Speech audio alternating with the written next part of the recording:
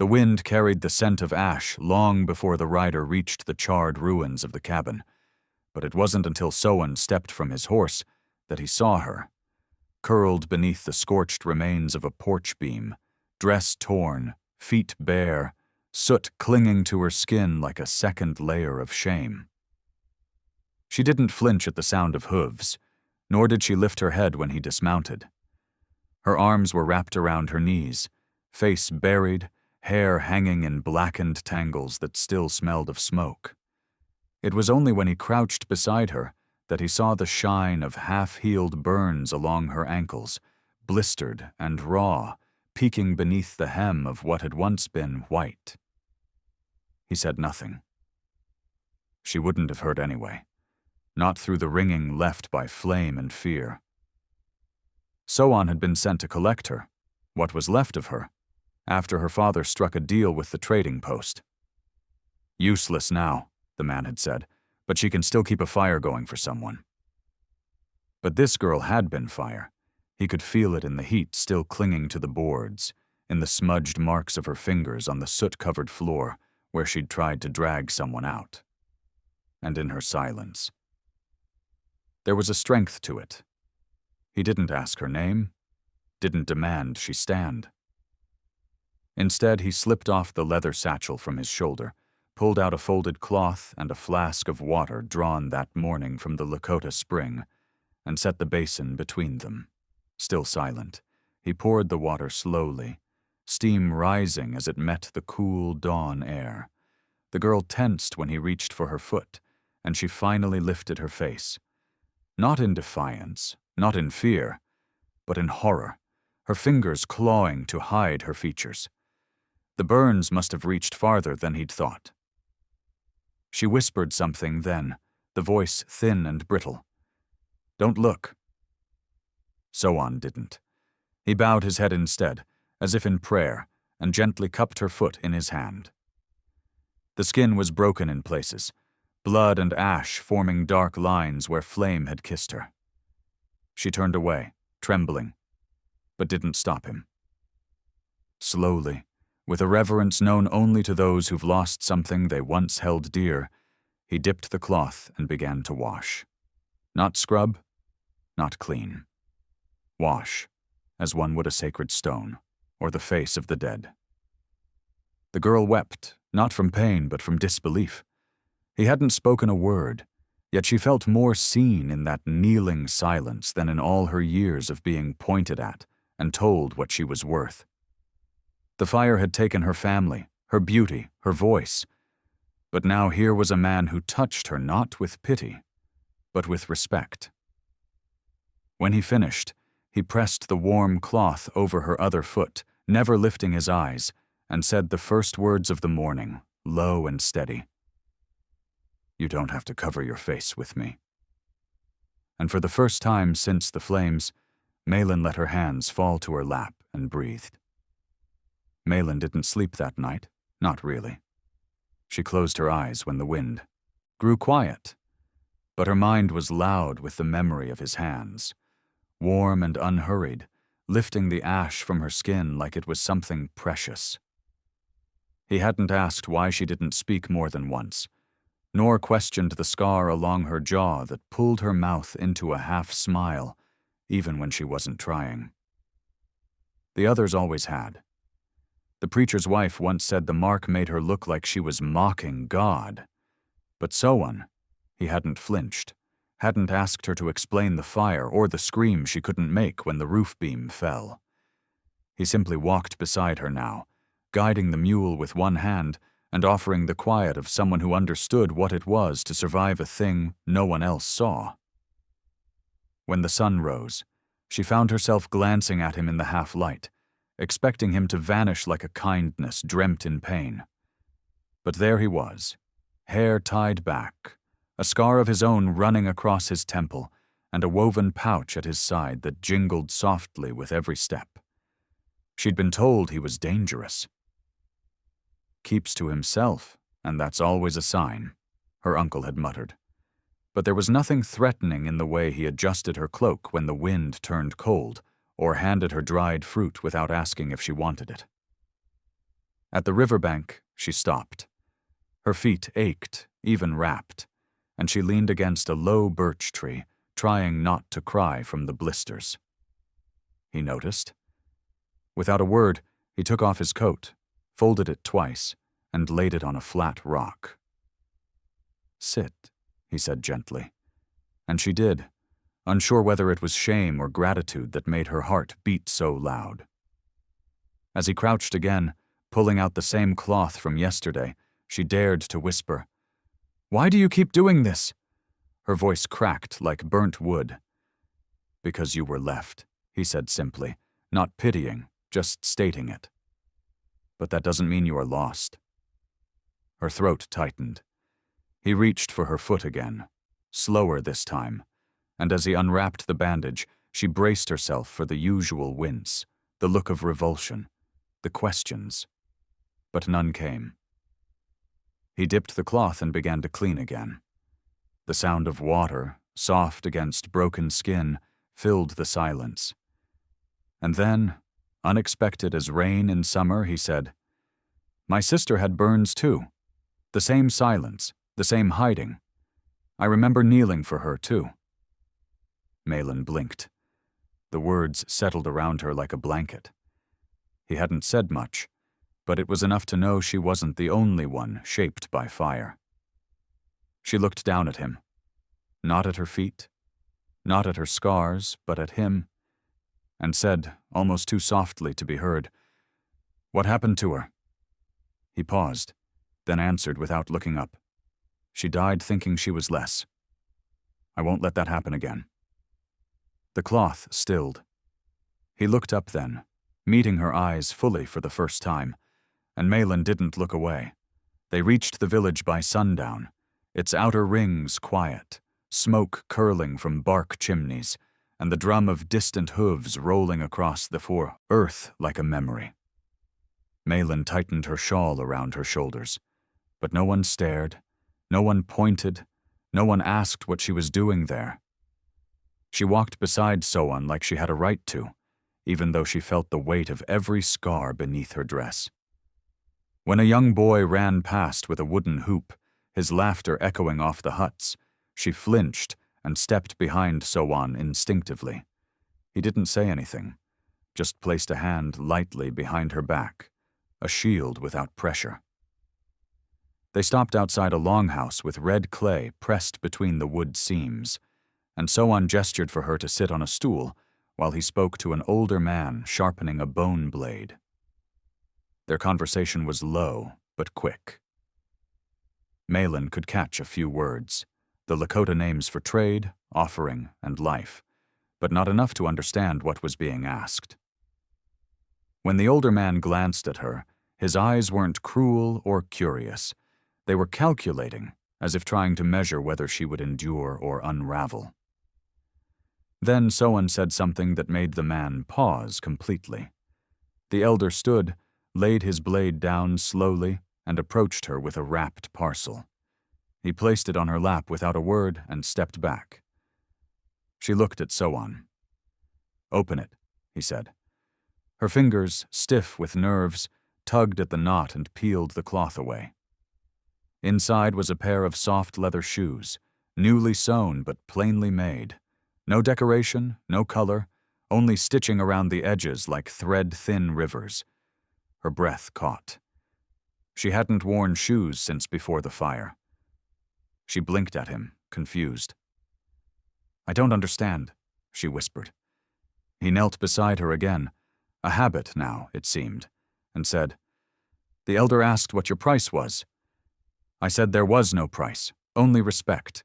These are the first shoes of your own choosing. If you put them on, you stay. If not, we go back." Malin stared down at them, her burned feet throbbing inside their bandages.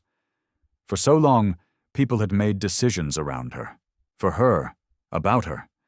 Her father had called her a burden, her uncle had bargained her for lumber, and the townspeople had turned her face into a warning sign. But now a pair of shoes sat in her lap like an invitation. Not to serve, not to suffer, but to step into a life of her choosing. She looked at Soan, who hadn't once touched her without care, who hadn't once spoken above the hush of healing, and she saw the truth of it in his stillness. He would leave if she did. Not because he didn't want her, but because he refused to keep anyone who wasn't ready to stay. Slowly, Malin pulled off her wrappings. Her feet were red and scarred, one toe bent strangely, the soles shiny with new skin, and still, she slipped them into the shoes. They fit, not comfortably, not easily, but they fit. And for the first time since the fire, Malin stood tall on both feet. Malin spent her first night in the village inside a cedar lodge warmed by a low fire, the shoes resting neatly beside her blanket like small, silent guardians. She hadn't spoken much after she stood in them, but something had shifted, something internal, like a knot finally loosening. Sowan hadn't said anything either. He'd simply nodded once when she rose and led her to the home prepared for her, a quiet space with herbs hanging from the ceiling and a woven mat embroidered with a pattern of firebirds, red and gold. She didn't know how he had arranged it so quickly, whether this village had been expecting her, or whether Sowan had hoped, prayed even, that someone would someday arrive needing exactly what she had. In the early hours, she awoke to the faint sound of a drum far off, steady and slow like a heartbeat pressed into the earth. She sat up, drawn to it, and stepped outside, careful not to wake the resting dog curled near the entrance. The night air was sharp, and the stars blazed like truths no one could lie to. Across the open circle at the village center, she saw him, Sowan, kneeling before a small fire. He was bare-chested, head bowed, palms pressed to the earth in prayer. The glow danced across the scar on his temple, and for the first time, Malin saw how deeply carved it was, an old wound that had faded into something strangely noble. She didn't call out, didn't interrupt. She simply watched. When he finally rose, he saw her standing in the shadows, and gave the smallest nod, as if her presence hadn't startled him, as if he'd known she would come. "You heard the drum?" he asked. She nodded. "I didn't know if I was allowed." "It called for you," he replied, then motioned for her to come forward. She hesitated, then stepped into the circle, her new shoes pressing soft impressions into the earth. He gestured for her to sit across from him. The fire between them snapped, and its heat reached her face like a question. "What did they say about me in your towns?" he asked suddenly, his voice low but steady. She blinked, surprised. "That you don't speak," she answered honestly. "That you bought land with blood. That your silence means danger." He nodded, unsurprised. "They said you were cursed, that anyone who touched you would carry the fire too." Her mouth parted slightly, but no words came. "They were wrong," he said gently. "Both about you and me." The fire popped again. She leaned forward slightly. "Why me?" she whispered. "Why bring me here?" His answer was slow, deliberate. "Because you didn't scream. You didn't beg. You stayed quiet while everything burned. That's not weakness. That's survival. And because I looked at you and didn't see the fire, I saw what was left standing after it." Malin's chest ached. She opened her mouth to speak, to tell him that no one had ever said she was anything but ruined, but her voice trembled too much. So instead, she reached forward and placed her hand on the earth between them. A quiet offering. And when he reached his hand out and placed it over hers, she didn't flinch. The silence between them grew wide, and then soft. Not empty. Full. The next morning, Malin awoke not to the sharp pull of nightmares or the crackle of remembered flames, but to the soft patter of footsteps outside her lodge and the giggle of a child too young to know fear. She blinked against the morning light pouring through the doorway flap, and sat up just as a small figure peeked inside, Round face, dark braids, and eyes that held no judgment, only curiosity. The girl couldn't have been more than 5. She stepped inside like the world belonged to her, and said something in Lakota that Malin didn't understand, but felt warm anyway. Malin smiled gently, unsure what to do. The girl approached, holding a carved wooden rabbit, and offered it with outstretched arms. Malin hesitated, then reached out and accepted it, nodding. "Thank you," she whispered, even if the girl didn't know the words. Then, without warning, the child leaned forward and placed a hand on Malin's cheek, the one marked by heat, where the skin curved unevenly, and no mirror had been kind. Malin flinched just slightly, but the girl didn't recoil. She simply stared into her eyes, with the grave stillness only children seemed to manage, and said something soft, a single word Malin couldn't translate, but somehow understood. Beautiful. Her breath caught. For a moment the lodge felt too small, the walls too thin to hold this kind of grace. She placed the rabbit on her lap, and covered her mouth to hide the tremble in her chin. The child smiled and darted outside again, leaving behind the faint sound of wooden feet thumping against the packed earth. Malin sat frozen, hand still pressed where the child had touched her. No adult had ever dared. They avoided that part of her face like it might catch flame again. But here, in a place where she had been told she would be nothing more than a mouth to feed, a child had looked at her and seen a woman worth touching.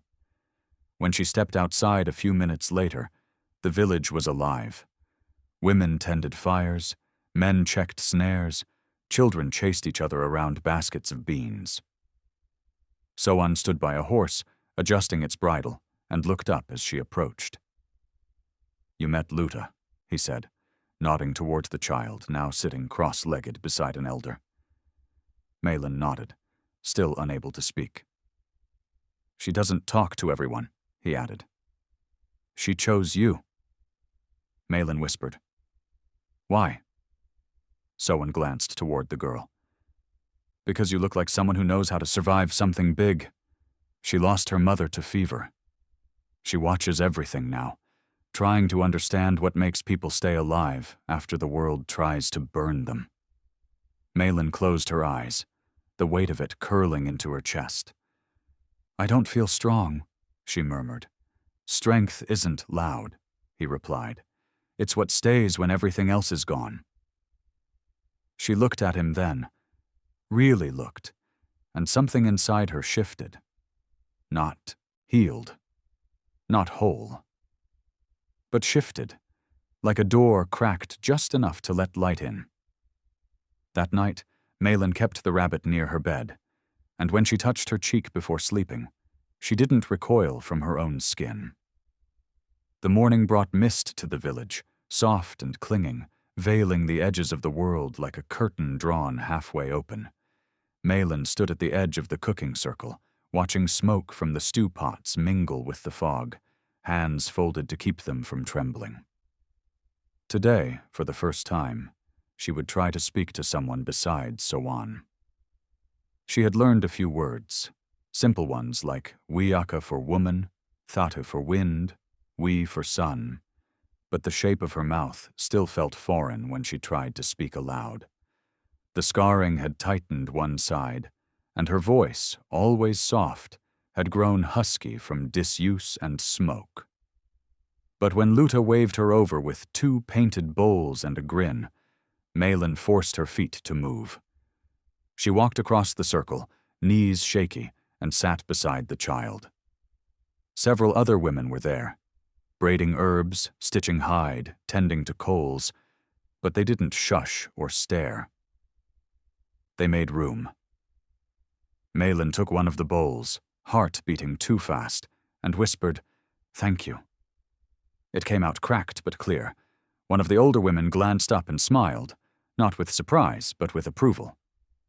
Luta beamed. "Wiaka," the girl said, pointing to Malin. "Woman." Malin hesitated, then placed her hand over her chest and replied. Malin. Her own name, her voice saying it aloud. A few heads turned, not from shock but from attention. Soan, who had been loading firewood nearby, paused and looked over. Their eyes met. He didn't speak. He just nodded once, and in that nod was pride and patience and the weight of all the mornings he had waited for her to arrive at this moment on her own. She spent the rest of the day helping to stir stew and learning the Lakota names for root vegetables and clay pots. When someone asked a question she didn't understand, she looked to Luta, who grinned and answered for both of them. And for the first time since the fire, Malin laughed. Not just a breathy sound, but a full, unguarded laugh that surprised even her. That night, the lodge felt warmer. She wrapped herself in the woven blanket Soan had gifted her the second evening and held the carved rabbit close. As the fire dimmed, she thought of all the moments that had led here, how each one had been a small inch forward, the shoes, the fire circle, the child's hand on her cheek, and today, her voice. It still wavered, still cracked, but it had returned. She stared at the ceiling beams and whispered her name once more into the quiet. Malin. Not in shame, not in fear, just to hear it settle in the dark without breaking. From outside, an owl called. From the lodge beside hers, Luta's soft singing drifted through the wall. And a few steps beyond that, she knew Soan sat by his own fire, still and watchful.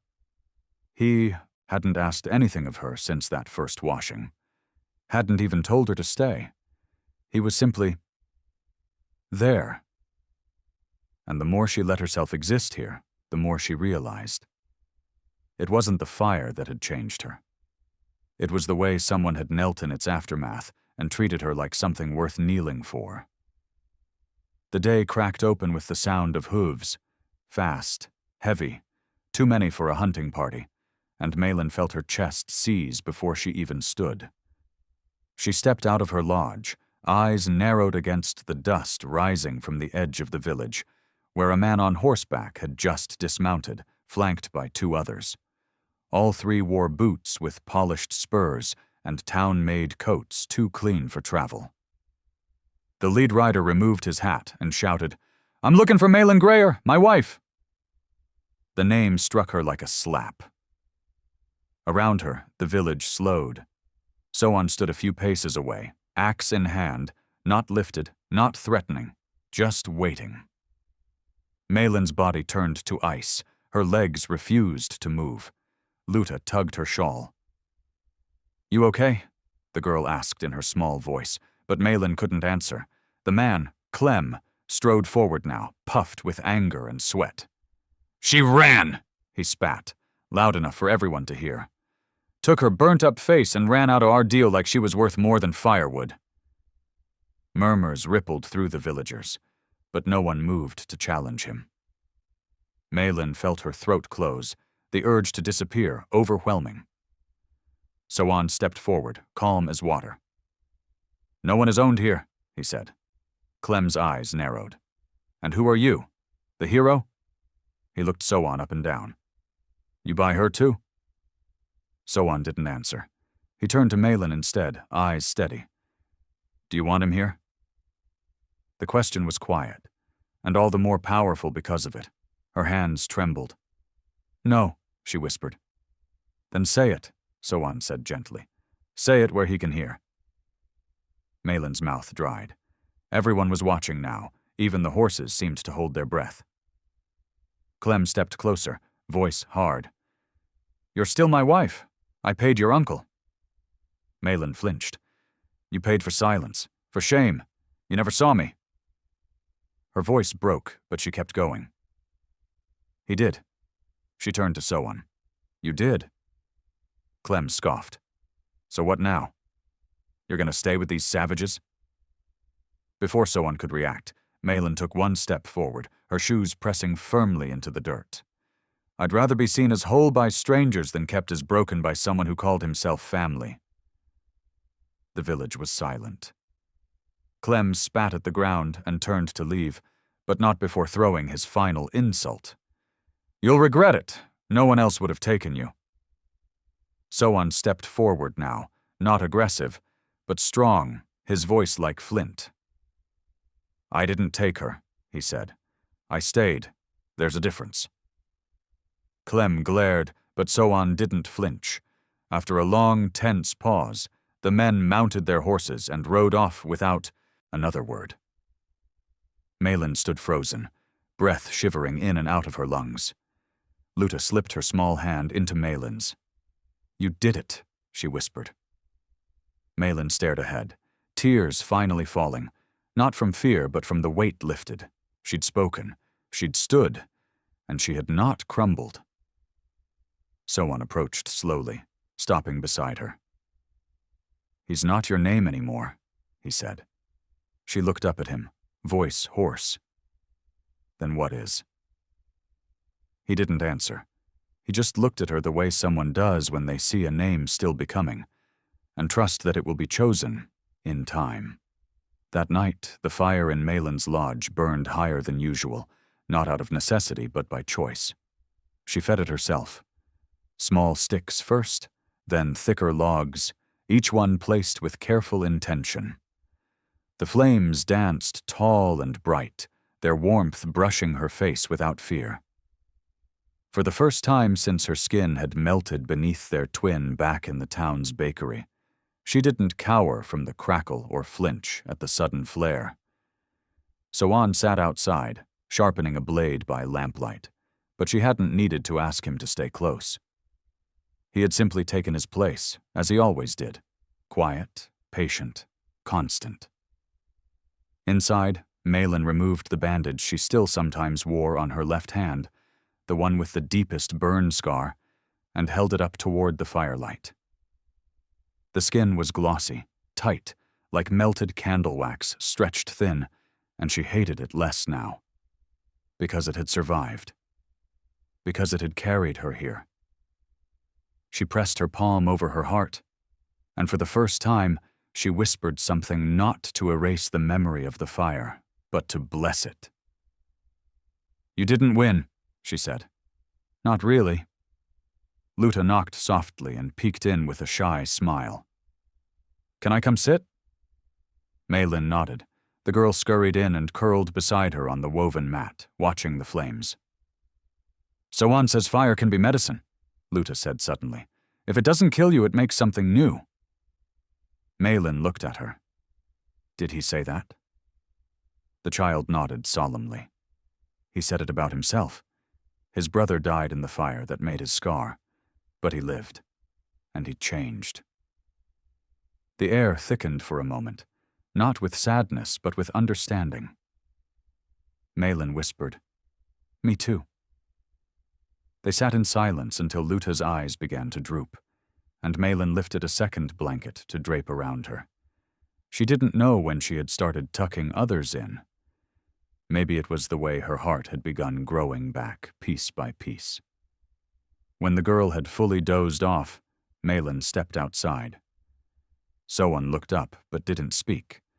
She sat beside him, watching the last stars fight through the clouds. "She told me about your brother," she said gently. He nodded, eyes on the knife in his lap. "He pulled me out. I lived because he didn't." Malin didn't reply with platitudes. She didn't reach for his hand. She just sat with him in the ache, in the truth of it. "Thank you," she said. He raised an eyebrow. "For?" "For not trying to fix me, for just staying." His mouth twitched at the corner, not quite a smile. "You didn't need fixing, just time and space and shoes." That made her laugh, a real, tired, grateful laugh. The firelight from her lodge flickered in his eyes, making him look both ancient and brand new. "Soan," she said softly, "if I asked to stay, not just in the lodge, but really stay, would there be room?" His answer was quiet, but it landed deep. "There's been room since the moment you said your name." She looked down, blinking fast. "Even if I never become whole?" He tilted his head. "Maybe you already are. You just don't recognize the shape yet." Malin exhaled. The wind smelled like pine and ash and something clean. The fire hadn't touched her tonight. It had warmed her. And she wasn't afraid anymore. Not of the flame, not of silence, not even of being seen. The sun rose soft and gold, brushing over the valley like a prayer, and Malin stood at the edge of the council circle with bare feet and a braid woven by her own hands. Today wasn't a ceremony, not in any formal way, but the elders had gathered to prepare for the coming season, and Sawan had asked her quietly the night before, "Would you like to come?" She had nodded without trembling.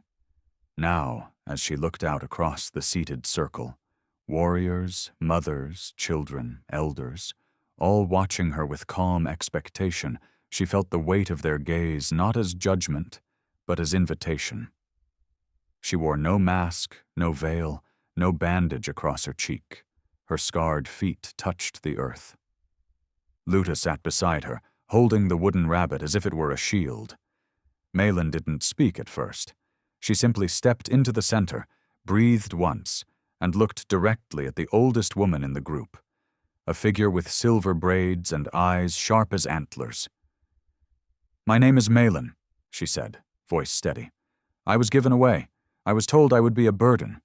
But here—" She paused, searching for the right words. "Here I learned I'm something else. I'm someone who lived." No one interrupted. The air itself seemed to lean in. Sawan didn't save me. He didn't rescue or fix me. He made space, for silence, for pain, for healing. Her eyes swept the circle. "You all did." The elder woman nodded slowly. "And now?" she asked. "Who are you now?"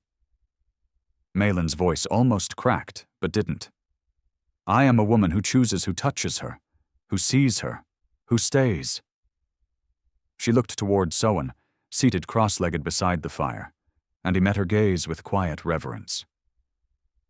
"And I am someone who has learned," she finished, "that love does not arrive with noise or force. It kneels, it listens, and it waits." A murmur of assent rippled through the circle. No applause, no cheering, just the warm hum of approval, the kind that only comes when truth meets the air and doesn't shatter. The elder woman stood and placed a woven shawl over Malin's shoulders. "Then you are welcome," she said. "Not as a guest, as one of us." Luta clapped once, then tucked her head into Malin's side, and the whole village resumed its rhythm, cooking, tending, weaving, like the sky hadn't just shifted above them. Later, as the sun leaned toward afternoon, Malin found herself back by the river where the washing had first happened, the place where her shame had first been met with reverence. She knelt there, dipped her own hands into the cool water, and let it run over her palms and wrists. It wasn't baptism, it wasn't cleansing, it was remembering. Sawan came quietly behind her. "You spoke well," he said. She didn't turn. "I didn't know I could." He crouched beside her. "You didn't need to speak. You just needed to believe that they would listen." She looked up at him, sun catching the strong lines of his face. "I think I'm ready," she said. "For what?" "To be called wife, but only if it means I'm still me." His answer came without hesitation. "It only means you'll be honored as you are." And in that moment, Malin knew she was home. Not because she had been claimed, but because she had been seen and still remained wholly herself.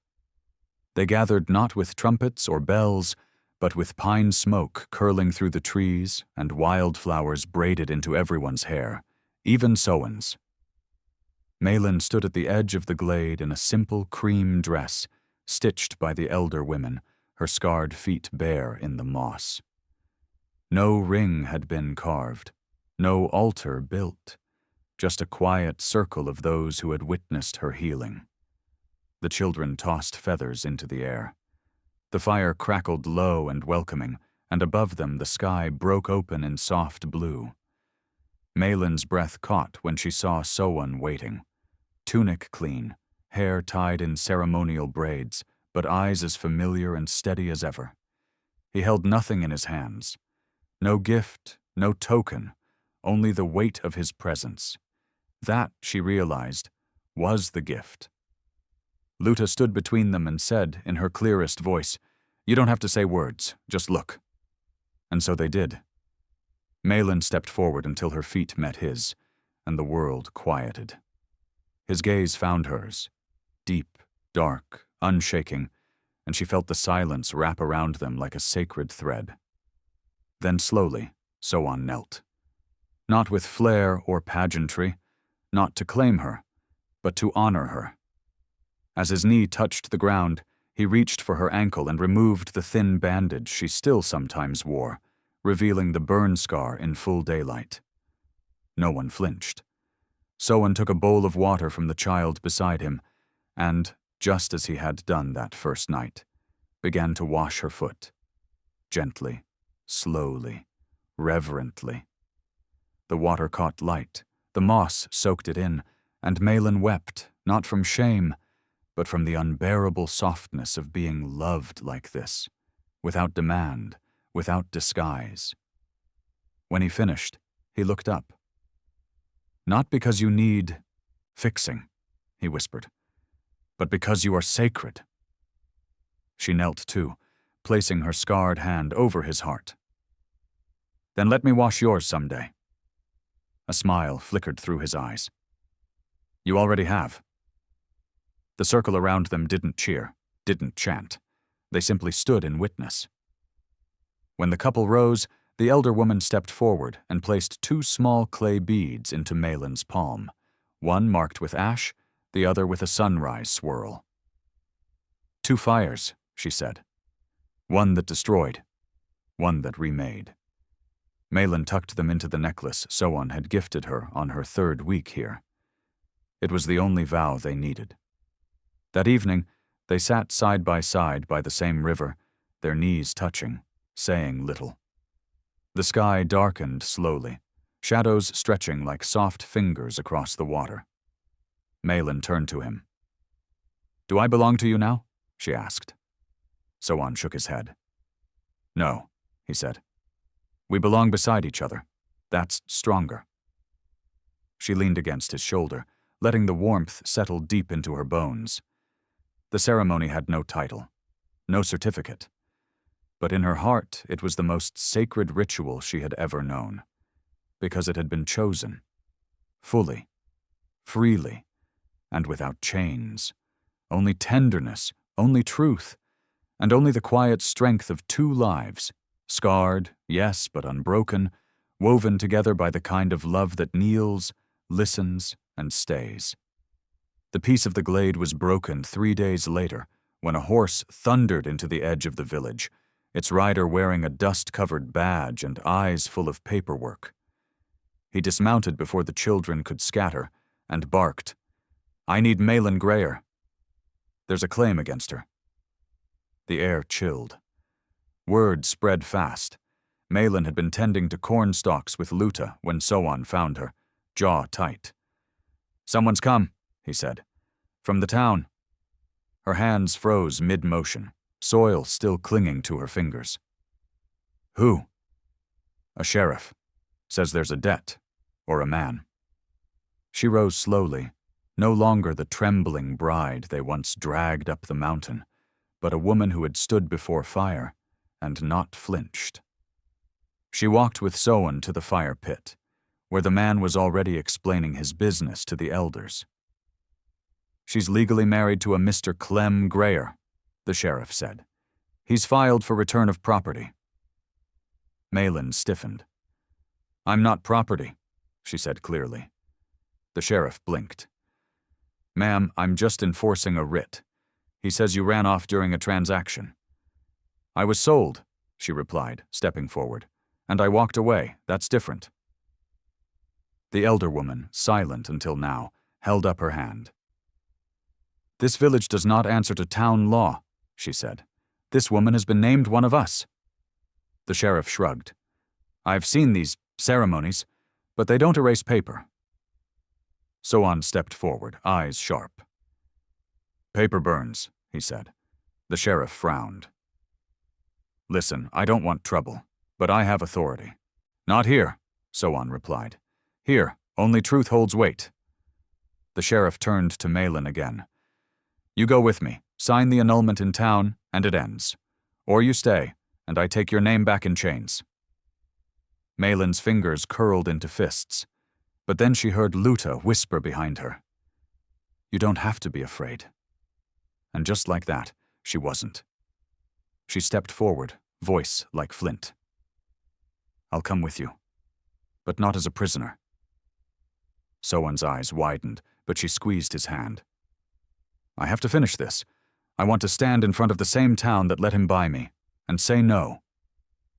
The elder woman nodded once. "Then we will go with you." And so they did. The next morning, Malin rode at the head of a small group: Soan, Luta, the elder woman, and 2 quiet warriors behind them. The townspeople stopped and stared as they arrived. Malin walking straight down the same main street where she had once been bartered like cattle. At the courthouse steps, she faced the sheriff again. "Get Clem," she said.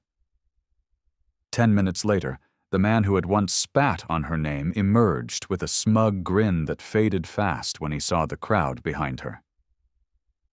"Changed your mind, have you?" he sneered. "Yes," she said. "I changed. You didn't." Then she took the writ from the sheriff's hand, signed it not with her old name but the one she had claimed from silence, and tossed the paper into the brazier burning outside. "There's your property," she said. "Ash and wind."